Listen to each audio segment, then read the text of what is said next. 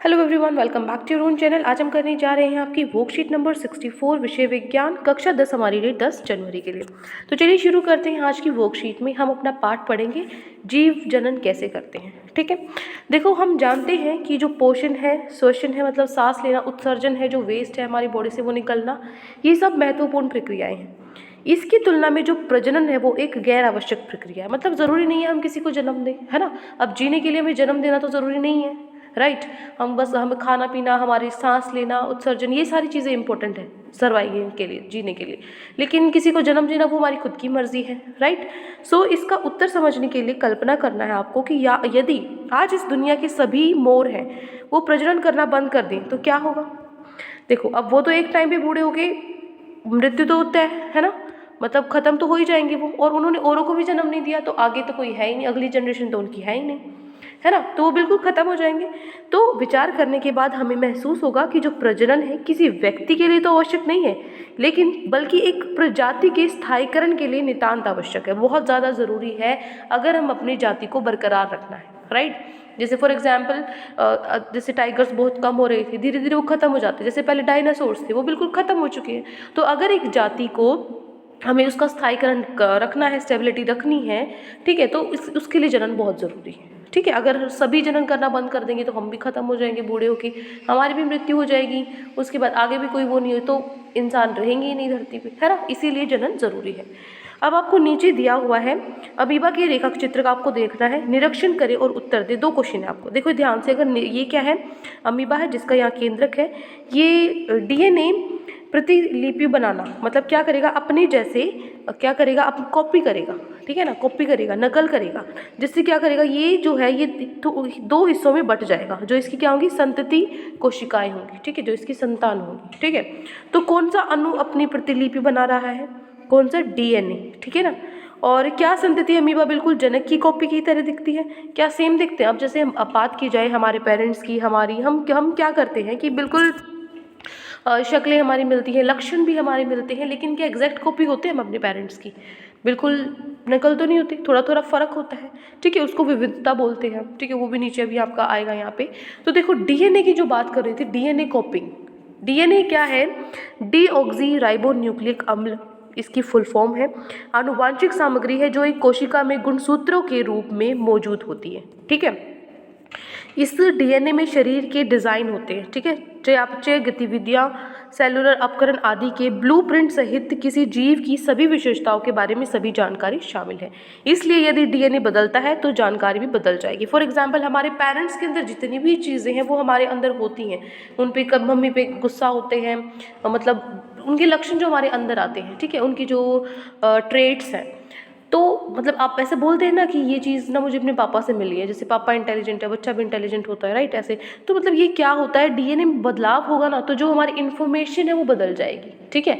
तो जो डीएनए का डिज़ाइन, जो हमारे शरीर का डिज़ाइन है वो भी तो ज़रूरी है। अब डीएनए बदला बाई चांस, हम ह्यूमंस का डीएनए है वो अलग होता है जानवरों से, इंसानों का अलग होता है जानवरों से, अगर वो फ़र्क में आने लग गया इस तरीके से, ठीक है, तो जो डिज़ाइनिंग है वो भी हमारी बदल सकती है। क्या पता हम कैसे डिज़ाइन के बन जाए, जैसे हमारे शरीर है, हाथ पैर, जैसे फॉर एग्जांपल पहले बंदर की तरह दिखते थे, है ना, बदल चुके हैं अब, क्या पता कि किसकी तरह दिखने लग जाए। सो ये क्या करता है, डिज़ाइनिंग का है, जो सेलुलर उपकरण है, इन सभी सारी गतिविधियों को ये मेंटेन करके रखता है डीएनए। तो जब कोई कोशिका विभाजित हो रही है तो डीएनए की प्रतिलिपि बनाने के साथ साथ कोशिकीय उपकरण की नकल भी होना चाहिए ताकि संतति कोशिकाएं जीवित रह सकें, ठीक है। अब ऐसा तो नहीं है, मान लीजिए हम जिस इन्वायरमेंट में, पर्यावरण में रह रहे हैं, तो अगला जो है वो हमारा ही, जिसको हम प्रजनन के थ्रू क्या कर रहे हैं, जो हमारी संतान है वो क्या करेगी, अडेप्ट हो चुका है, वो ढल जाता है हमारी की तरह। तो जिस इन्वायरमेंट में, पर्यावरण में हम रह रहे हैं वो भी उसी में रह सकता है ना। तो ये उस हिसाब से उस हमारे सेल उसके अंदर जाने चाहिए। अगर मान लो वो उस तरीके का नहीं होगा तो क्या पता उसको उतनी गर्मी में ना रह पाए, मृत्यु हो जाए, क्या पता इतनी ठंड में ना रह पाए। तो इसीलिए ये भी ज़रूरी है कि जो प्रतिलिपि बन रही है, जो वो कोशिका उपकरण की नकल भी होनी चाहिए। हम जितना है एटलीस्ट उतना तो है ही है, उससे आगे उनकी कैपेसिटी बेशक ज़्यादा हो, ठीक है। तो इसके अलावा डीएनए की प्रतिलिपि बनाना किसी भी अन्य जैव रासायनिक प्रक्रिया की तरह एकदम सटीक प्रक्रिया नहीं है। इस प्रकार भिन्नता का कारण बनता है, ठीक है ना, बिल्कुल एग्जैक्ट तो होता नहीं है, तो थोड़ा थोड़ा भिन्न बदलाव आता है। तो ये होता है विविधता। तो विविधता कभी कभी इतनी ज़्यादा हो जाती है, इतनी कठोर हो जाती है, इतना ज़्यादा बदलाव आ जाता है कि जो कोशिकीय अपकरण है ना वो असंगत हो जाता है, ठीक है। मतलब वो हमारे अकॉर्डिंग, हमारे शरीर के अकॉर्डिंग हम उसको अपनी संगति उसमें नहीं ला पाते, इसलिए जो संतति है उसकी मृत्यु हो जाती है, ठीक है ना। जो हमारे सेल्स है, फॉर एग्जांपल कैंसर वगैरह भी है, अपने हाथ में हमारे जो कोशिकाएं हैं वो रहती नहीं है। इस तरीके का चेंज आ जाता है कि जो संतति है खत्म हो जाती है, ठीक है। तो हम अब जानते हैं कि प्रत्येक कोशिका अपनी आनुवांशिक सामग्री की नकल करते समय अलग अलग डिग्री से भिन्नता दिखाता है, ठीक है। कोई कम भिन्नता दिखाता है, कोई बहुत ज़्यादा दिखाता है। तो ये क्या, यही विकासवाद का आधार है। विकासवाद क्या होता है? फॉर एग्जाम्पल एक जो जिराफ वाली स्टोरी आपने सुनी होगी, पहले उसकी गर्दन छोटी थी, लेकिन उसने पेड़ पर से जैसे पत्ते खाने के लिए अपनी गर्दन को ऐसे उठा के ऊंचा करके धीरे धीरे उसकी गर्दन बढ़ने लगी और आज जो जिराफ है उसकी जो गर्दन है वो लंबी होती है, अपने आप ही लंबी होती है, ठीक है। तो ये विकासवाद का ही कमाल है, ठीक है। अब आता है विविधता का महत्व। विविधता क्यों ज़रूरी है? देखो, सबसे पहले जो हमने पढ़ा था कि डीएनए की प्रतिलिपि, वो उसकी इम्पोर्टेंस भी, उसका महत्व भी और विविधता का महत्व भी, दोनों का पढ़ना है।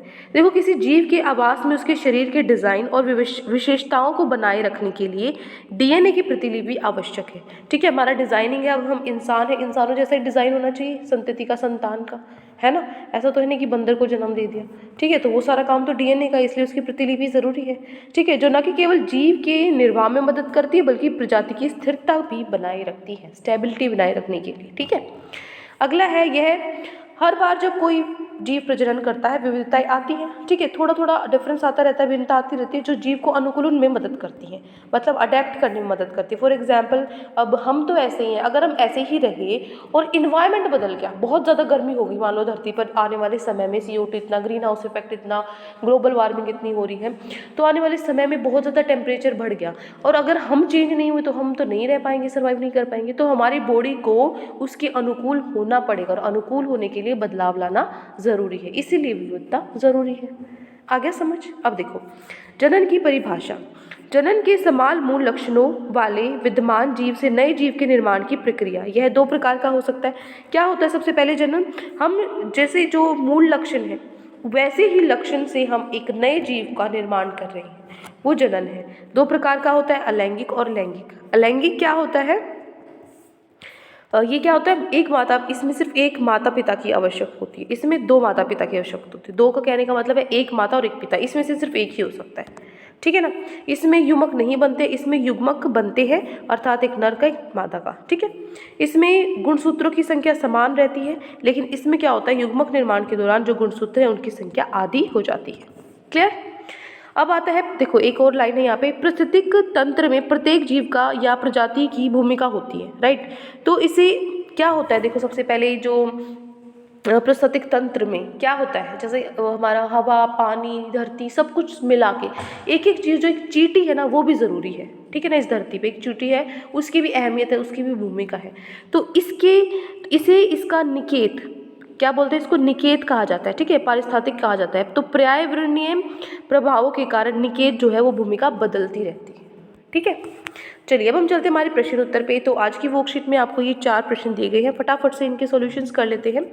पहला क्वेश्चन है आपका, प्रजनन में डीएनए की नकल का क्या महत्व है, क्यों ज़रूरी है डीएनए की नकल? तो देखो, किसी जीव के आवास में उसके शरीर के डिज़ाइन और विशेषताओं को बनाए रखने के लिए डीएनए की प्रतिलिपि आवश्यक है, जो न केवल एक जीव के निर्वाह में मदद करती है बल्कि एक प्रजाति की स्थिरता को भी बनाए रखती है, इसीलिए डीएनए की नकल आवश्यक है। क्लियर? नेक्स्ट है क्वेश्चन नंबर 2। सेकेंड क्वेश्चन है, भिन्नता क्यों महत्वपूर्ण है? अब देखो, भिन्नता क्या है, विकासवाद का आधार है। हर बार जब कोई जीव प्रजनन करता है विविधताएं आती हैं और ये जीव को अनुकूलन में मदद करती है। आप चाहो तो इसमें उदाहरण देकर भी रह सकते हो कि मान लीजिए कोई चीज़ बहुत ठंड में रह रही है, अगर हम उसको उसके बाद गर्मी में रखा जाए तो मृत्यु आवश्यक है, इसीलिए अनुकूल, अपने अंदर अनुकूलित होना ज़रूरी है, अडेप्ट होना, ढलना उस चीज़ का ज़रूरी है, उसके लिए चेंजेस आना ज़रूरी है, बदलाव आना ज़रूरी है, ठीक है। ये हो गया आपका क्वेश्चन नंबर 2। नेक्स्ट है प्रश्न नंबर 3 है आपका, सभी कोशिकाएं अणुओं के निर्माण के लिए जिम्मेदार अणु का नाम बताइए जो सामान्यतः आनुवांशिक सामग्री के रूप में कार्य करता है। एक जनरेशन से अगली जनरेशन में, ठीक है, जो जीन्स होते हैं, है ना, वो किसके थ्रू जाते हैं, क्या है, उस कोशिका अणुओं के निर्माण के लिए कौन जिम्मेदार है, कौन सा अणु जिम्मेदार है, डीएनए। डीएनए क्या है, डीऑक्सीराइबोन्यूक्लिक अम्ल, ठीक है, जो ब्लूप्रिंट रखता है हमारी बॉडी डिज़ाइन का, हमारे लक्षणों का, जितनी भी चीज़ें होती हैं, ठीक है, जितने भी क्रियाकलाप है। ये प्रश्न नंबर 3 लास्ट है। क्वेश्चन नंबर 4 चौथा प्रश्न है, अलैंगिक और लैंगिक जनन में 3 अंतर आपको लिखने हैं। अलैंगिक जनन में क्या होता है, केवल एक माता या पिता की जरूरत होती है, इसमें 2 माता पिता की आवश्यकता होती है। इसमें युग्मक नहीं बनते हैं, इसमें युग्मक बनते हैं, अर्थात एक नर का और मादा का। इसमें जो गुणसूत्र है उनकी संख्या समान रहती है, जबकि इसमें गुणसूत्र के दौरान जो युग्मक निर्माण के दौरान गुणसूत्र की संख्या आधी हो जाती है, ठीक है। ये डिफरेंस है अलैंगिक और लैंगिक में। क्लियर? तो यहाँ पे हमारी वर्कशीट कंप्लीट होती है। आई होप आपको अच्छे से समझ में आ गई है। कोई भी डाउट है किसी भी क्वेश्चन में तो कमेंट सेक्शन में आप मुझसे पूछ सकते हैं, और अगर आपको लेक्चर अच्छा लगे तो चैनल को सब्सक्राइब कर सकते हैं, वीडियो को लाइक कर सकते हैं।